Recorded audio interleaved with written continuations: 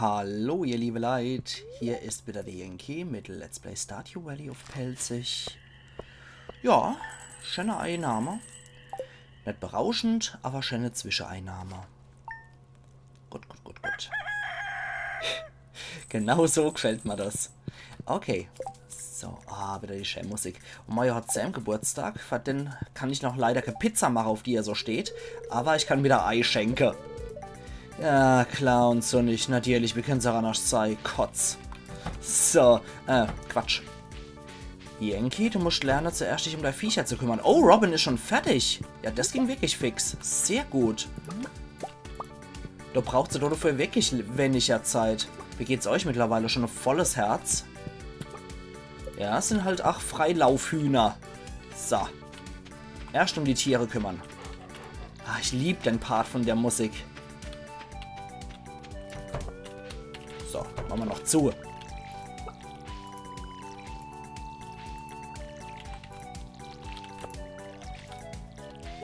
Ah, schön. Ich liebe diese Musik einfach.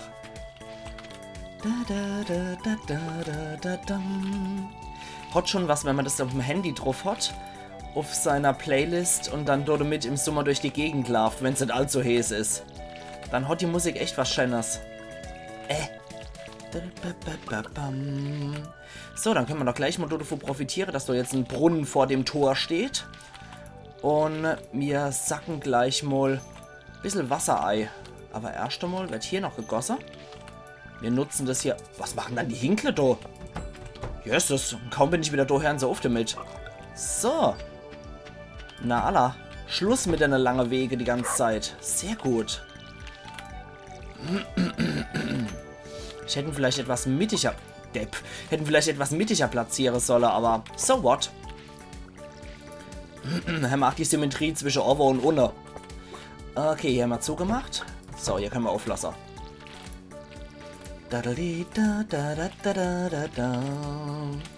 Schön. Einfach nur schön, oder? So.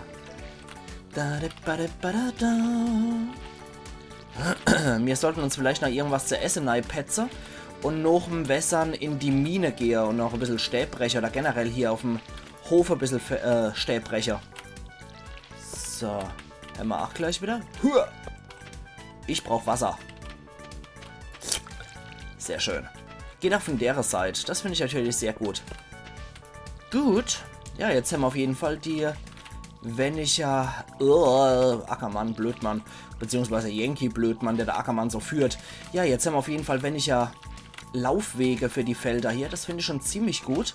Und hier noch eine alternative Wasserquelle. Sehr, sehr gut. Die können wir ja jederzeit abreißen, wie wir hier sehen. Gebäude können wir auch zerstören wieder. Gut. Sind wir hier durch. Hier sind wir durch. Und weiter geht's. So. Tomaten sind auch wieder reif. Perfekt. Und dann haben wir hier unseren Mini-Teich hier noch in der Nähe. Sehr gut. Okay.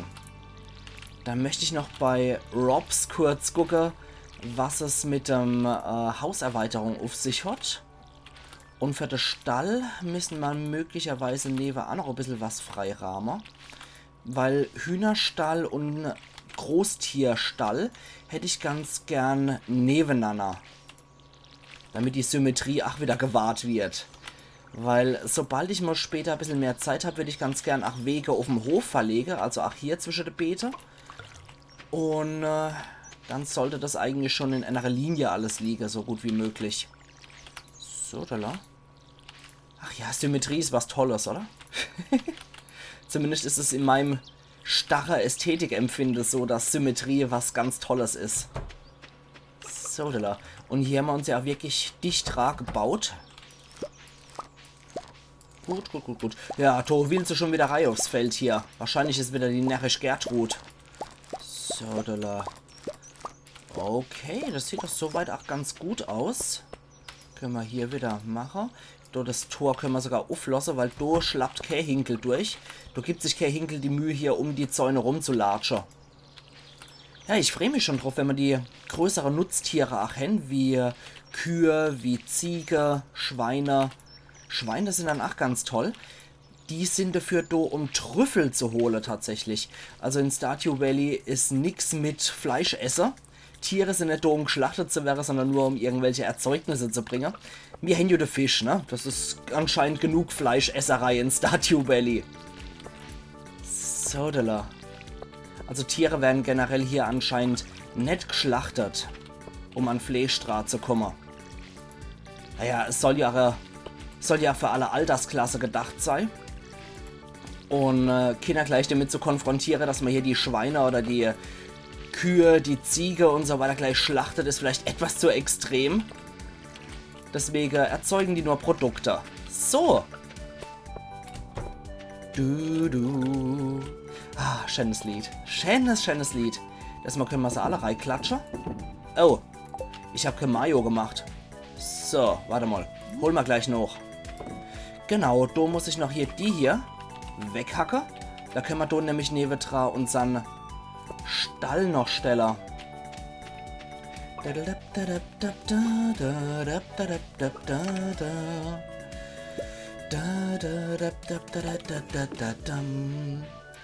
Gehen wir gleich mal weiter und gucken mal, was wir mit unserem Holz und unsere 15.000 Gold anstellen können bei Robin.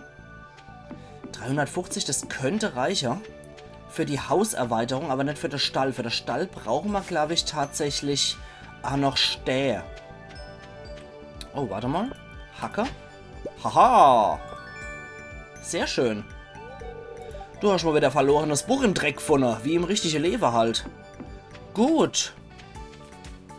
So, dann hier wieder rein. Oh, Robin ist... Ach, die haben hier Sportstunde, natürlich. Die Sportskanone sind wieder aktiv. So, stimmt. Hatte ich vergessen. Hatte ich nicht auf dem Schirm.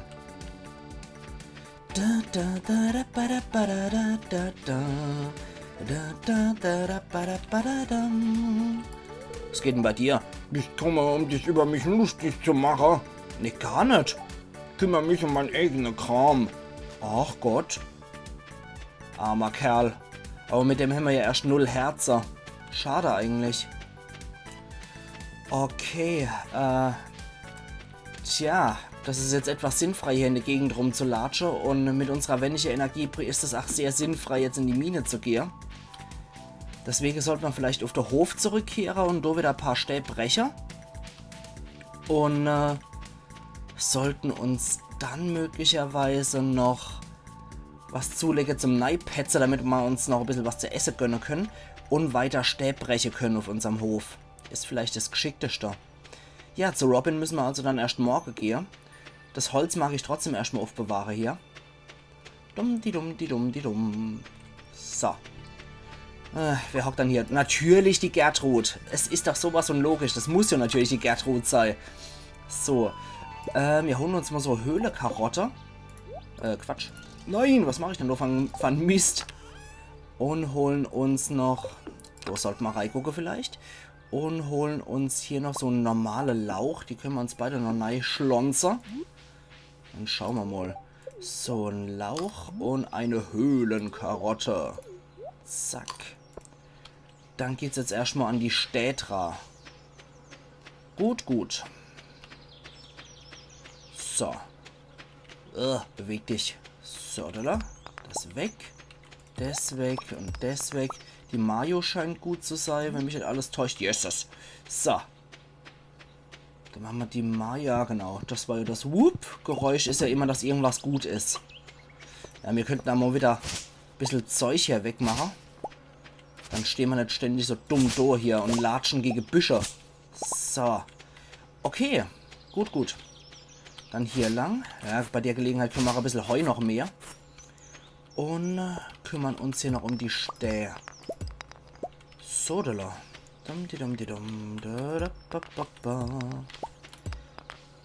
Gut. Ja, vielleicht auch mal an die große Städtra hier. Aber jetzt auch noch ein bisschen Kohle dabei. Das ist immer ganz gut so. So. Aber auf jeden Fall die Stäbbrecher. Das ist mal nicht verkehrt, wenn man das macht. So, dann können wir auch hier noch ein bisschen Freiraum uns schaffen. Es wächst ja ganz gut. Bevor der Winter kommt, müssen wir auf jeden Fall noch das Zeug abmähen. Weil im Winter ist das ganze Gras einfach weg. Das wäre dann verschwendetes Gras sozusagen. So, deswegen hier erstmal kräftig nochmal eine abmähen. Und weiter geht's. So, so und so. Und da haben wir auch noch ein bisschen was weg kann. Genauso wie hier. Genau, auch noch ein bisschen Heu, nicht Holz. So, dann geht's weiter. Spitzhacker. Das Zeug muss weg, weil die Stäbe brauche ich auf jeden Fall wieder. Geode ist auch noch dabei. Kriegen wir die Dinger schon weg mittlerweile? Nein, da brauche ich dann die Eisenhacker. Die Stahlhacker. Schade, schade, schade. Okay. Stahlhacker. Ja, das wäre vielleicht auch gar nicht mehr so verkehrt, ja. Bin gerade so am Überlegen, da könnte man auf jeden Fall noch ein bisschen was einlegen dafür. Die Stahlspitzhacke ist gar nicht mal so eine dumme Idee. Aber die braucht dann halt wieder 3 Tage, bis sie gut ist. Das ist halt auch wieder, ne? Mann. Vielleicht als nächstes die Stahlaxt in Auftrag geben. Damit man so an, damit man so auch in den Wald reinkommen, in der Verborgene. Wir könnten hier noch teilweise abmähen. Damit wir hier das Gebiet frei haben.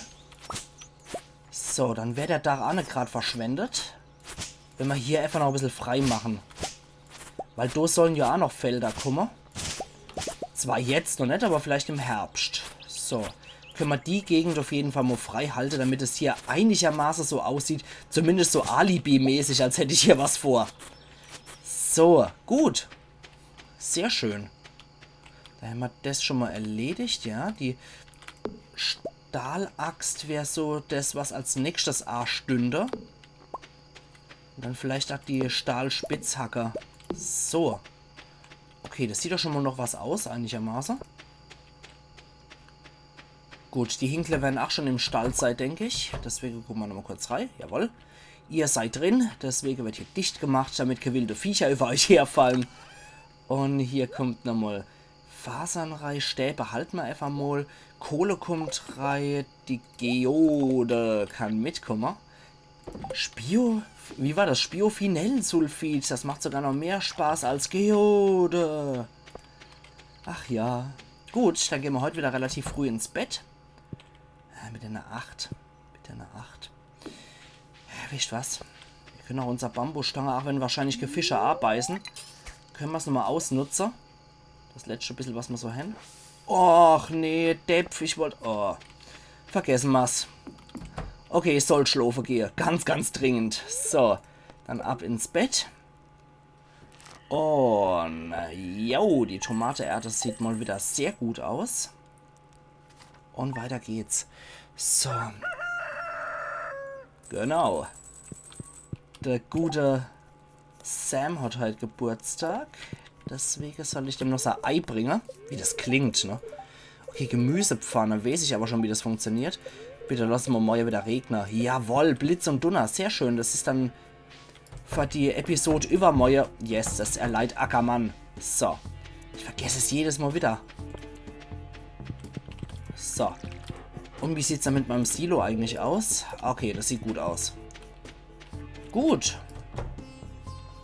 Ah, die legen schon große Eier. Perfekt. Ja, sehr, sehr gut. Freut mich, denn es scheint es wohl wirklich gut zu gehen. So, dann geht Ens an... Dann machen wir heute mal keine Mayonnaise. Weil großes Ei geht dann an Sam für seinen Geburtstag. Und Ens geht ins Gemeindezentrum für die Tierprodukte. Für das Bündel, dass wir uns schon mal damit auseinandersetzen können.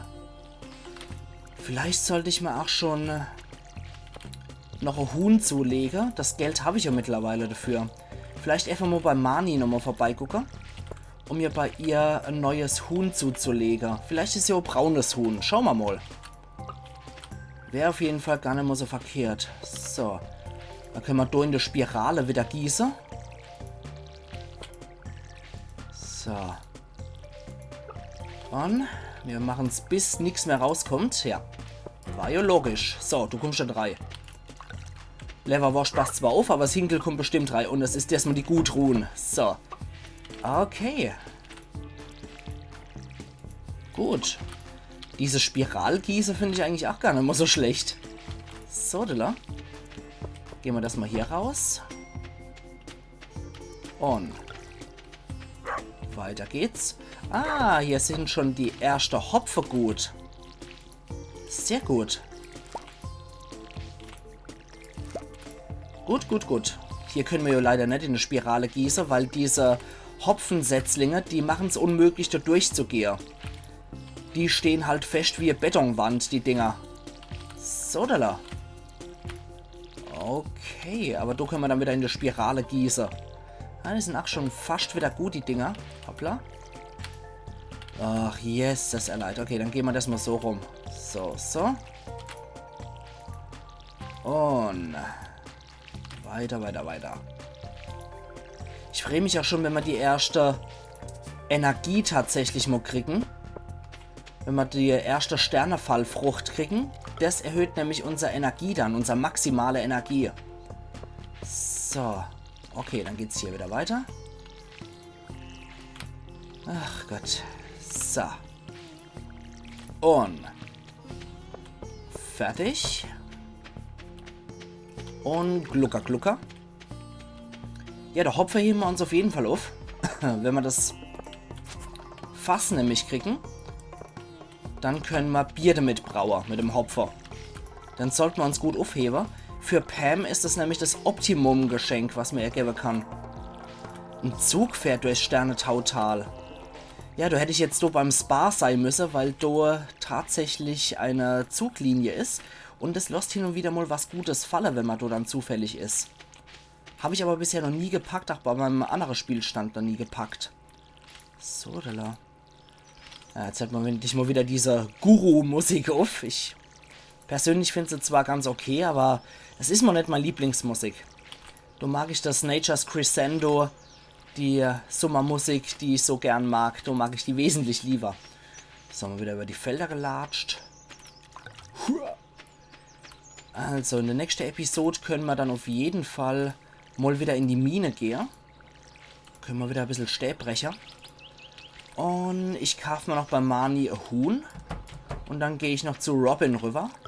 Und gucke noch, was ich hier mit meiner Stäbe und mit meinem Holz anfangen kann. So, da können wir auch wieder schön in der Spirale gießen. Und sicher eine sehr edle Art hier zu gießen. Hat auch was Ästhetisches, das Spiralförmige, wie ich finde. Ich mag auch solche Spiralmuster ganz gern. So, da zack und zack. Hat einfach was sehr Natürliches, wie ich finde. So, hier nochmal. Es kommt wieder die Guru-Mucke.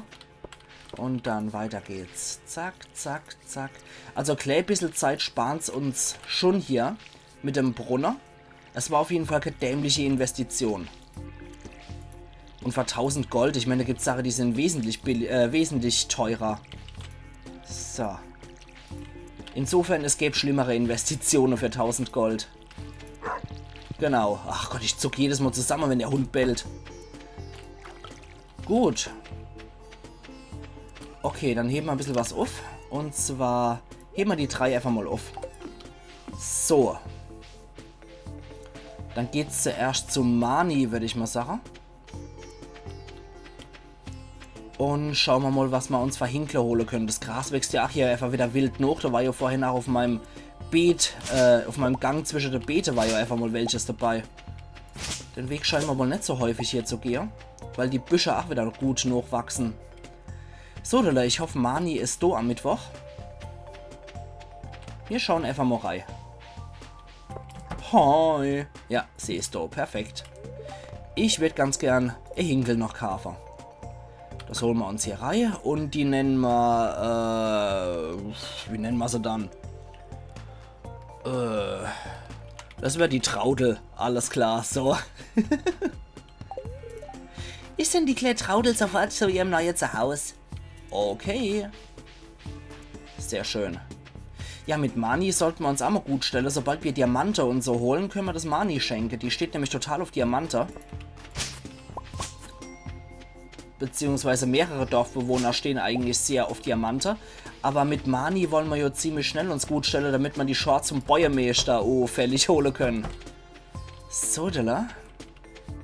Wir könnten vielleicht einmal bei Gelegenheit beim gucken, ob der Reisewagen da ist, weil der hat hin und wieder auch mal ein paar gute Sachen parat. Und derzeit verfügen wir auch über genügend Geld, um den Wucherpreis uns holen zu können.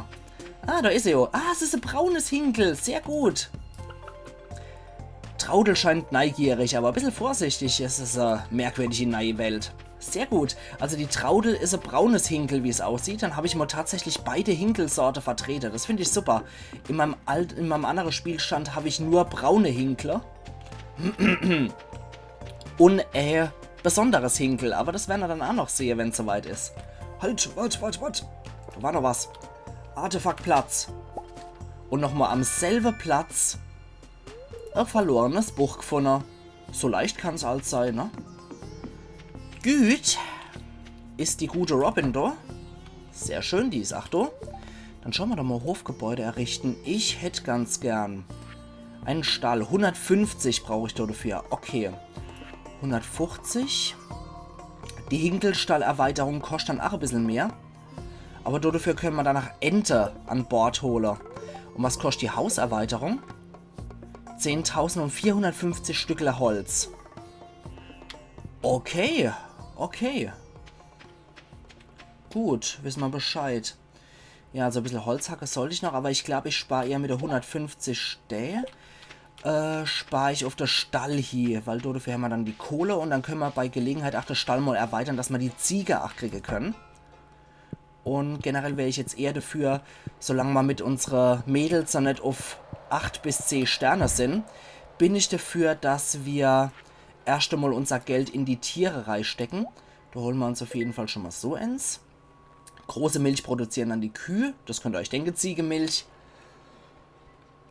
Ente-Ei kommt dann im großen Hühnerstall. Im nächsten. Und Wolle produzieren entweder Hase oder Schafe.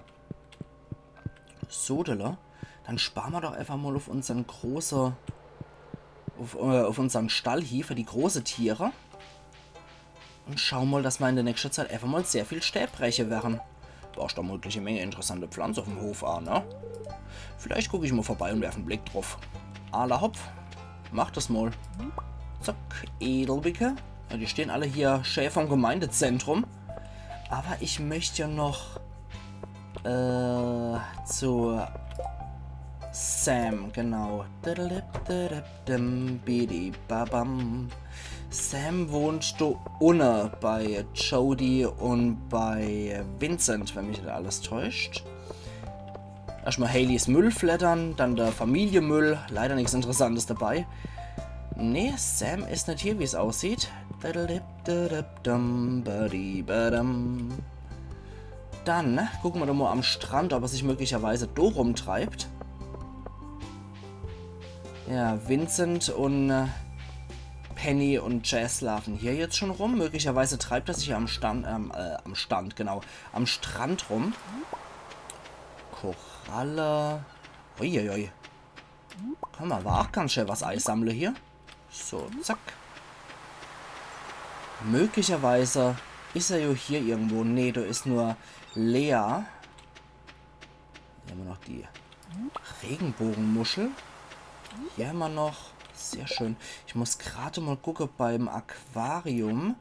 Mit der Krabbenräuser. Ah ne, da brauche ich dann Viecher wie Krabbe und so. Das könnte ich mit viel Glück auch in der Mine finden bei manchen Gegner Krabbe. Muss ich dann ein paar von den Schale-Gegner verdresche. So, hier haben wir noch Koralle. Allerhaupt, das sieht doch soweit ganz ordentlich aus. Da haben wir wieder ein paar schöne Sachen, die wir versammeln, verkaufen können. Ja, definitiv. Das sieht gut aus. Das sieht echt gut aus. Gut. Dann wieder hoch mit uns. Und wir gucken, wo sich der alte Sam rumtreibt. Damit wir ihm noch sein Ei geben können. Ah, Abigail ist auch hier. Ich würde so gerne im alten Bauernhaus leben, so wie du. Das Knarren von der Diele, die langsame Staubschwade, die durch die Dachsparre flüstern. Irgendetwas an dem alten Gebäude ist besonders, findest du nicht? Ja, so wie es aussieht, wärst du auch meine Frau. Deswegen du ziehst durchaus zu mir. Weil bisher haben die Leute eher dafür gestimmt, dass Abigail meine Frau wird. So, ist er möglicherweise im Joja-Markt, ihr seelenlose Widerlinge. Ja, sonst keiner mehr da. Ekelhaft hier. Haben die überhaupt Milch zum Kaufen? Nö. Kann ich etwa Milch kaufen bei denen? Ihr seelenlose Freaks. Habt ihr irgendwas eigentlich da? Muss ich gerade mal gucken. Die haben das nur alles teurer.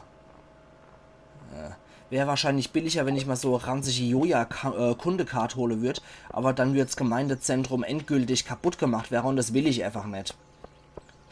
So, gucken wir nochmal, wo Sam steckt. Entweder steckt er in der Kneipe mit seinen Kumpels oder er ist mittlerweile zu Hause. So, in Kneipe Müll ist leider auch nichts vorhanden. Nee. Dann muss er daheim sein. Ich hoffe, wir treffen ihn wirklich noch. Das wäre sehr schade, wenn ich seinen Geburtstag verschnarche würde. So. Okay, jetzt gucken wir nochmal hier bei Ihnen daheim rein. Bevor das... scheiße, jetzt ist er natürlich in seinem Zimmer, wo ich nämlich an den Trag komme. Scheiße. Zum Abschied sage ich leise Scheiße. Mist, das hätten wir jetzt noch... So ein Mist, so ein elender Mist. Jetzt kommen wir an die Mirai, weil 20 Uhr machen die Lade dicht. Gut, da hat Sam halt keinen Geburtstag gehabt.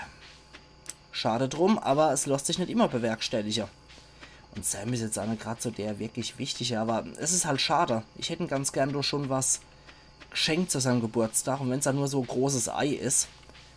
Der Reisewagen ist leider auch noch nicht da. 12, ne, mit 12 Energie bringt das auch nichts mehr. Die bringen auch keine Gesundheit, aber das Ei bringt ein bisschen Gesundheit. Petzen wir uns halt mal das große Ei rein. Und brechen halt noch ein paar Stellen, ne? Was anderes bleibt uns jetzt auch nicht mehr übrig. Okay. Ist halt so. Gut, dann holen wir uns noch ein paar Stellen. Wenn man sie braucht, sind sie immer unglaublich selten zu finden, die dappische Stähe, aber wenn man dann in der Mine ein paar Mal ist, dann guckt man nämlich fort damit. Dann hat man so viele Stäbe parat, dass man nämlich weiß, was man mit dem Schampel anstellen soll. Ja, Hartholz ist auch nie verkehrt. Soll ich auch mal ein bisschen hacken. Und noch ein bisschen den Kruscht hier wegmachen. Dann kommen wir hier nämlich auch wieder durch. So, dann Spitzhacker. Gut. Und ein bisschen Holz noch. Kann ja auch nicht schaden. Okay. Gut. Ach, schade, schade, schade. Aber es ist halt leider so. Moment, mit 29 könnte man möglicherweise auch noch einen Barmfäller. Gehen wir doch gerade mal zu dem hier. Oh, da ist natürlich noch ein Stefan dran jetzt. Und... So, warte mal. Ja, das reicht auf jeden Fall dafür. Sehr schön. Wenn man gut Holz noch abkriegt. Und ihre Produktion war fertig. Ich kann nur nicht sagen, welche. Gut, mal Hinkle Pen. Sieht gut aus, sieht gut aus. Dann kann das hier rein. Den können wir gleich produzieren zu Standarddünger. Das kann rein. Das kommt alles ins Verkaufen rein. Das Zeug behalten wir. Standarddünger kommt Donai. Der Rest von dem Kruscht verkaufen wir. Zack. Und fertig. Gut, dann würde ich sagen, ihr liebe Leute. Ich mache jetzt auch hier wieder meinen Cut.